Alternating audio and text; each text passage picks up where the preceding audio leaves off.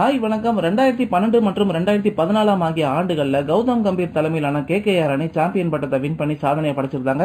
இதன் மூலமா CSK Mumbai Indians அணிக்கு நிகரா கேகேஆர் அணி நட்சத்திர அந்தஸ்தோட வலம் வந்திருந்தாங்க. அதுக்கப்புறமா கௌதம் கம்பீர் ஓய்வு அறிவிச்சு கிரிக்கெட்ல இருந்து சில காலங்கள் விலகி இருந்தாரு.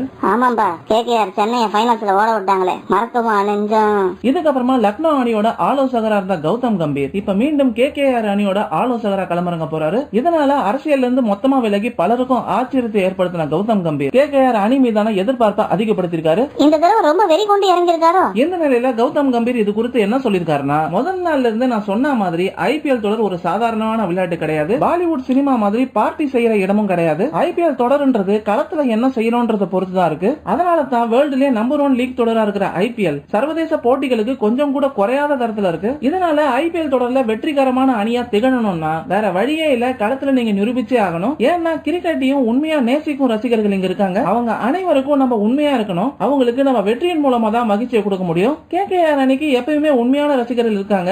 ஏன்னா முதல் 3 ஆண்டுகள்ல கேகேஆர் அணி தோல்வியால அதிகமா பாதிக்கப்பட்டவங்க அவங்க தான். குறிப்பா ஒரு காலத்துல கேகேஆர் அணி நட்சத்திர அந்தஸ்தோட வலம் வந்திருந்தாங்க. அதற்கு காரணமா கேகேஆர் அணிக்கு பின்னாடி இருந்த முகங்கள் இல்லன்றதை நான் நம்புறேன். ஏன்னா கிரிக்கெட் களத்துல என்ன நடக்குதுன்றது பொறுத்தே ஒவ்வொரு அணிக்கும் மரியாதை கிடைக்கும். சோ கேகேஆர் அணி களத்துல செயல்படுறத வச்சேதான் அறியப்படும். அப்படித்தான் அதை அறியப்படணும்னு கௌதம் கம்பீர் தெரிவிச்சிருந்தாரு. இவர் சொல்றத பார்த்தா கண்டிப்பா இந்த முறை ஏதாவது ஒரு சம்பவம் பண்ண காத்துக்கிட்டு இருக்கிற மாதிரியே இருக்கு. All the best Gautam Gambhir uncle.